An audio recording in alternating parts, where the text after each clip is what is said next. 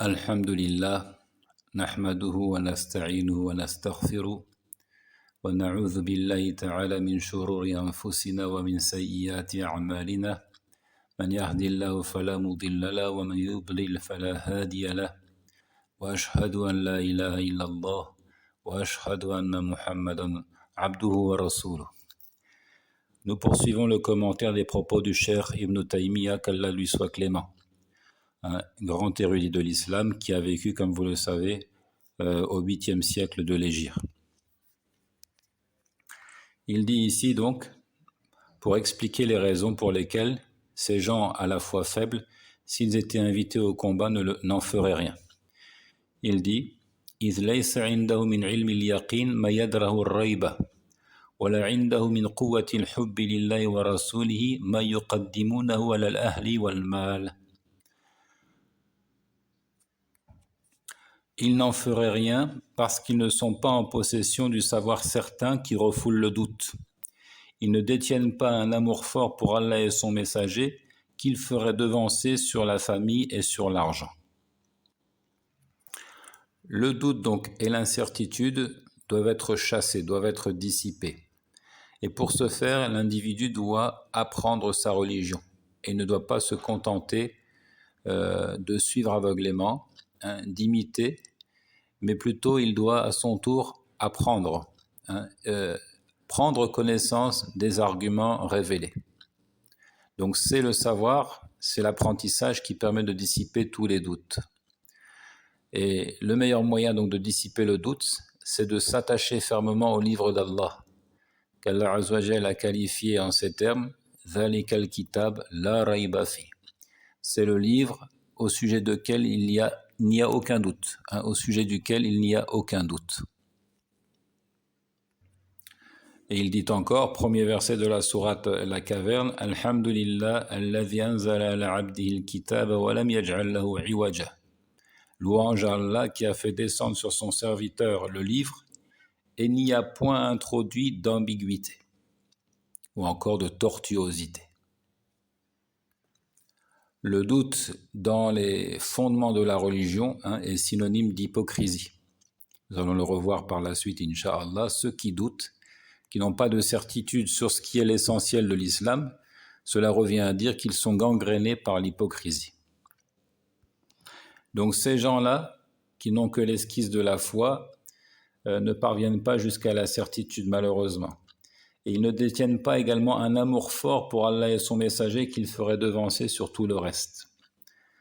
L'amour, c'est un sentiment inné qu'Allah Azza wa Jalla a placé dans le cœur des êtres humains et qui varie évidemment d'un individu à l'autre, qui peut gagner en intensité, qui peut croître comme il peut décroître et qui est difficile finalement à définir. Toutes les tentatives de définition de l'amour ont échoué. Comme l'a souligné Ibn Qayyim al-Jawziyya, il dit en réalité, toute définition donnée de ce sentiment n'est que la mention d'un de ses effets, une de ses conséquences. Par exemple, nous savons que si quelqu'un aime une entité quelconque, il a plaisir à lui tenir compagnie. Il tire jouissance du fait d'écouter par exemple sa parole. Donc dire l'amour c'est aimer écouter la parole du bien-aimé, c'est en fait parler d'un des effets et des conséquences de l'amour en tant que tel. Le croyant doit vouer le plus fort de son amour à Allah en tout premier lieu, qui n'est pas comparable à aucune de ses créatures, et en second lieu au messager d'Allah alayhi salatu wassalam.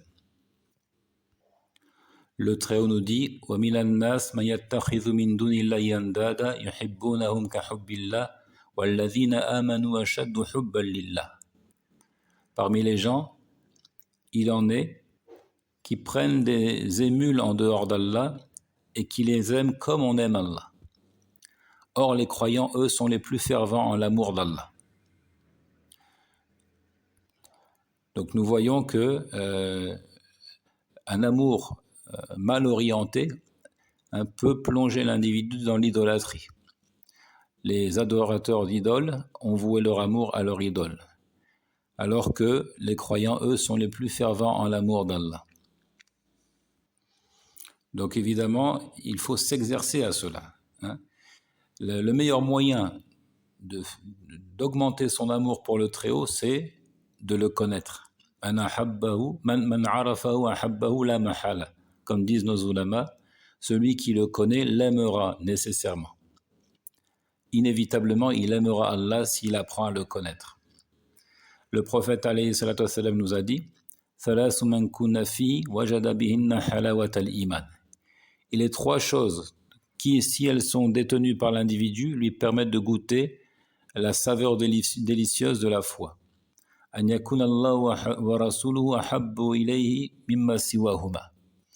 D'abord, qu'Allah et son messager soient plus aimés de lui que tout autre.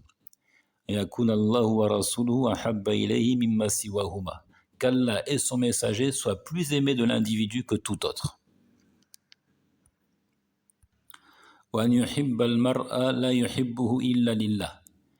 Et qu'il n'aime une personne que pour la cause d'Allah.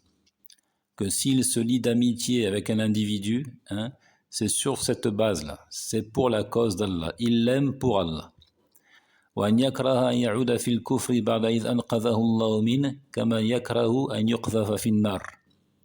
Et qu'il déteste revenir à la mécréance après qu'Allah l'en ait extirpé, comme il détesterait être lancé dans le feu. Trois qualités qui, si elles sont détenues par l'individu, lui permettent de goûter la saveur de la foi. Le prophète alayhi salatu wassalam a également dit Man ahabba lillah wa abrada lillah wa a'ta lillah wa mana'a lillah faqad istakmala al-iman. Celui qui aime pour Allah et qui déteste pour Allah, qui donne ou se retient de donner pour Allah, celui-ci a parachevé la foi. Il dit alayhi salatu wassalam awthaqu 'urra al-iman al-hubbu fillah wal-bughdu fillah. Les jalons les plus solides de la foi sont l'amour en Allah et son contraire, le fait de détester pour Allah. Donc nous prenons en amitié certains et d'autres en inimitié pour la cause d'Allah. Notre amour est conditionné par la volonté d'Allah, parce que nous avons fait passer l'amour d'Allah avant toute chose. Notons brièvement que l'amour implique l'obéissance. Aimer quelqu'un implique le fait de lui obéir, de se plier à sa volonté. Par exemple, si tu prétends aimer ta maman et que cette dernière te réclame un service, elle te dit « va au marché, j'ai besoin de ceci ou cela » et que tu t'y refuses, tu ne veux pas lui obéir, cela remet en cause ta prétention à l'aimer. Et là, c'est la créature. Et c'est plus évident encore lorsqu'on parle du Créateur. Et comme dit le poète, تعصي الإله وأنت تزعم حبه هذا محال في القياس شنيع لو كان حبك صادقا لأطعته إن المحب لمن يحب مطيع. Lorsqu'il dit tu désobéis à la divinité tout en prétendant l'aimer. Ceci est chose impossible, qui contrevient donc à la normale des choses, qui contrevient à la normale des choses. Celui qui aime obéit à celui qui l'aime. Donc je répète, aimer Allah Azzawajal, ça implique nécessairement de lui obéir.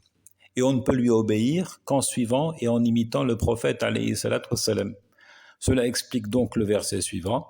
قُلْ إِن كُنْتُمْ تُحِبُّونَ اللَّهَ فَاتَّبِعُونِي يُحْبِبْكُمُ اللَّهُ وَيَغْفِرْ لَكُمْ ذُنُوبَكُمْ. Dit, ici c'est le prophète alayhi salatu wassalam qui doit dire, dit, si vous aimez réellement Allah, suivez-moi donc. Allah vous aimera alors et vous pardonnera vos péchés. Donc voyons que c'est en suivant le prophète alayhi salatu wassalam, c'est-à-dire en adorant Allah à la manière du messager, que nous allons concrétiser notre amour pour Allah, donner les preuves palpables au Seigneur de notre amour pour lui.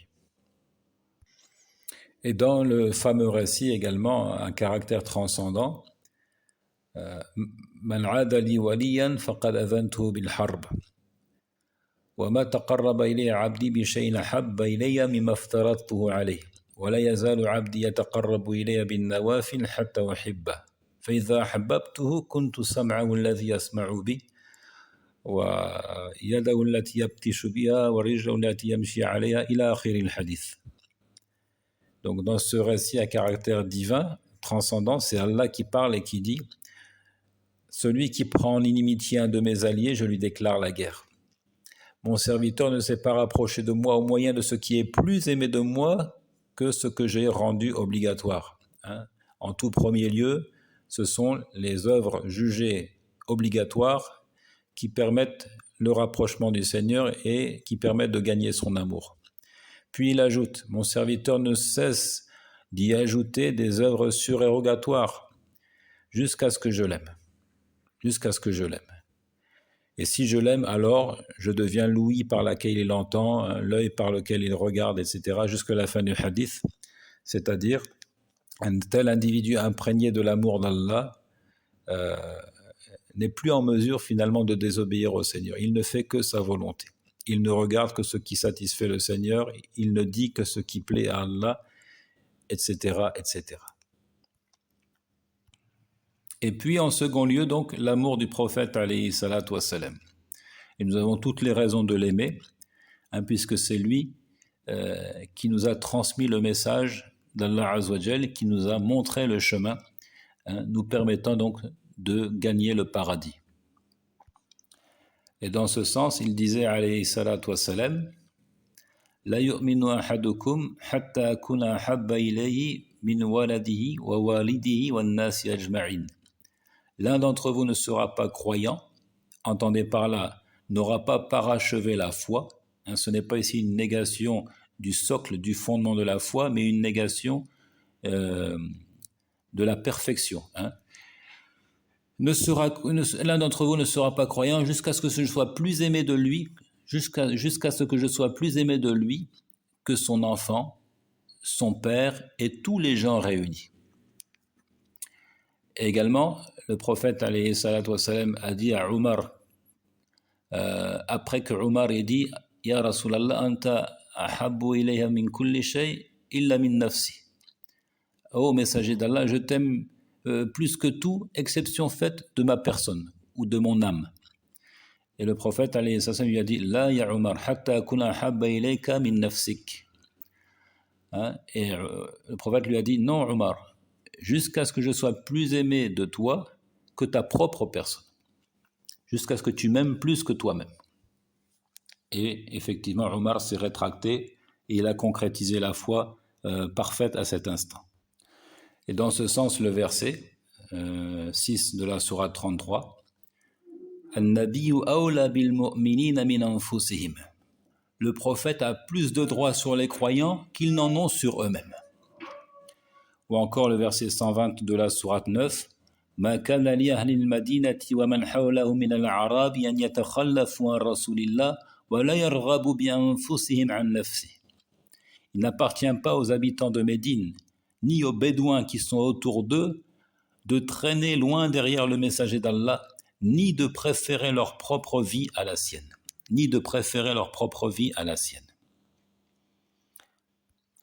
Enfin, le Très-Haut nous dit, verset 24 de la sourate 9, قل إن كان آباؤكم وأبناؤكم وإخوانكم وأزواجكم وعشيرتكم وأموال اقترفتموها وتجارة تخشون كسادها ومساكن ترضونها أحب إليكم من الله ورسوله وجهاد في سبيله فتربصوا حتى يأتي الله بأمره والله لا يهدي القوم الفاسقين. Dis si vos pères, vos enfants, vos frères, vos épouses, vos clans, les biens que vous gagnez, le négoce dont vous craignez le déclin, et les demeures qui vous sont agréables, vous sont plus aimés, vous sont plus chers, vous sont plus aimés qu'Allah, son messager, et la lutte dans le sentier d'Allah, alors attendez qu'Allah fasse venir son ordre, et Allah ne guide pas les gens pervers.